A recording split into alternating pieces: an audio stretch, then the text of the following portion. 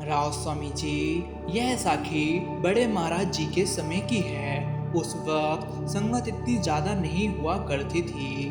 केवल हजारों की तादाद में संगत हुआ करती थी और डेरा भी इतना विकसित नहीं हुआ था। तब एक बीबी जी जो अक्सर डेरे में जाया करती थी और वहां जाकर संगत की सेवा किया करती थी। खूब मन से सेवा करती और बाबा जी के हुक्म में रहकर उनका भाना मानकर उनके बताए गए नियम अनुसार अपना जीवन व्यतीत करती थी। वह सेवा का मौका कभी नहीं छोड़ा करती थी। जब भी उसे सेवा का अवसर मिलता वह उस अवसर को जाया नहीं जाने देती। उसने अपनी सारी उम्र डेरे में खूब सेवा की और उस वक्त महाराज जी से बात भी आसानी से हो जाया करती थी। किसी भी तरह की कोई रोक टोक हुआ नहीं करती थी। तो वह बीवी जब भी सेवा पर जाती महाराज जी से बहुत सारे प्रश्न पूछती थी। महाराज जी उसके हर सवाल का जवाब उसे देते।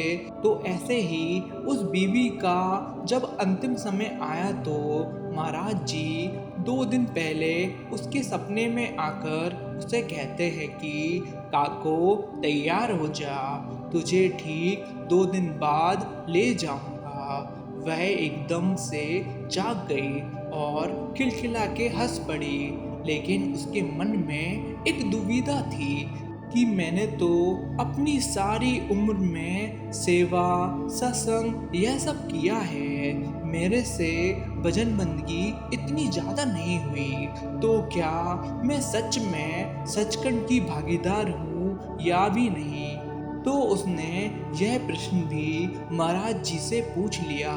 जब वह डेरे गई तो उसने सबसे पहला प्रश्न महाराज जी से यही किया कि महाराज जी आज मुझे सुबह सपना आया कि आप मेरे पास आए और मुझे कहकर गए कि मैं तुझे ठीक 2 दिन बाद लेने आऊँगा। महाराज जी भी खिलखिलाकर मुस्कुरा पड़े और महाराज जी ने कहा कि अब क्या प्रश्न है तेरा।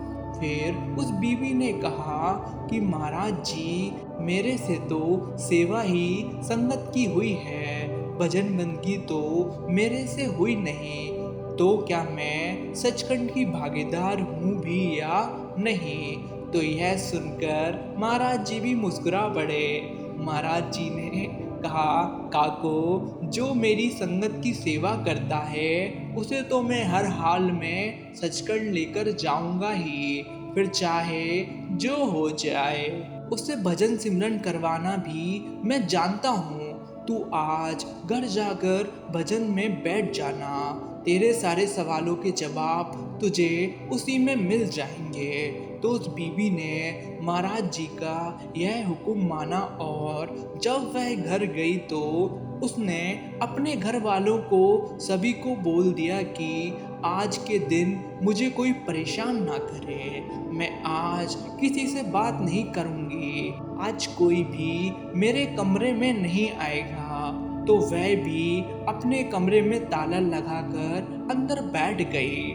तो लगातार बैठी रही, सुबह से लेकर शाम हो गई, अब तो रात भी हो गई। घर वाले भी हैरान हो गए कि यह क्या हुआ, मांझी अभी तक बाहर क्यों नहीं आई, कहीं कुछ हो तो नहीं गया।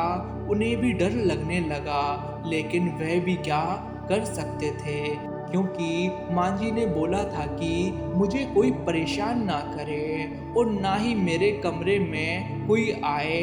तो उन्हें भी चिंता होने लगी। उसके बाद जब रात को लगभग 2 बजे अपने भजन से उठी तो उसके चेहरे पर अलग ही नूर था, चमक थी, गुरु का प्यार था। तो यह सब देखकर सभी घर वाले हैरान रह गए कि यह मांझी क्या हो गया, इनका सब कुछ बदल गया, यह पहले जैसी नहीं है। उनके घर वालों को पता चल चुका था कि मांझी को अवश्य ज्ञान हो गया है।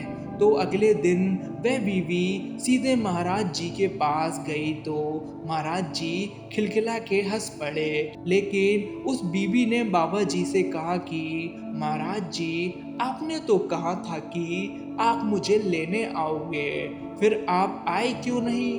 तो मैं तो अक्सर इंतजार कर रही थी, देर रात तक इंतजार किया, लेकिन आप नहीं आए। महाराज जी ने मुस्कुराकर कहा कि काको देख, मैं तुझे लेने आया था, तभी तो तू इस ज्ञान को उपलब्ध हो पाई। मैं तुझे लेने आया था, तेरे पीछे ही था जब तू ध्यान में थी, ताकि तेरे को कोई दिक्कत ना आए। और देख, अब तूने तो सब जान ही लिया, अब तूने तो मरकर भी देख लिया, अब तुझे किस चीज का डर? अब तुझे मौत से भी कोई डर नहीं है। तो उस बीबी के आंखों में आंसू निकल पड़े और महाराज जी के चरणों में गिर पड़ी।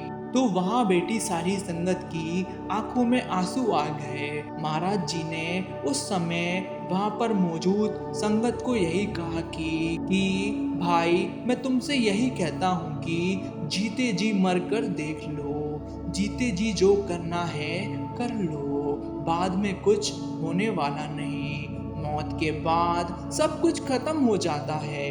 जिसने जीते जी जान लिया वही महत्वपूर्ण है, बाकी सब तो कही कहाई बातें हैं। इसलिए तो मैं कहता हूँ जीते जी मर जाओ, ताकि तुम्हें मरते वक्त किसी भी तरह की कोई तकलीफ ना हो।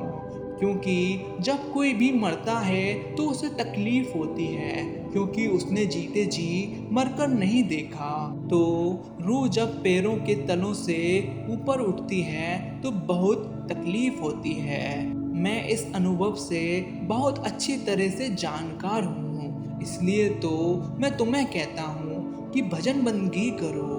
गुरु प्यारी साध संगत जी, बाबा जी भी अपनी संगत को यही फरमाते हैं कि अगर जीते जी कुछ नहीं किया तो मरने के बाद आपको किसी ने MBA की डिग्री नहीं देनी। जो करेगा वही पाएगा, बाकी सब तो कही कहाई बातें हैं।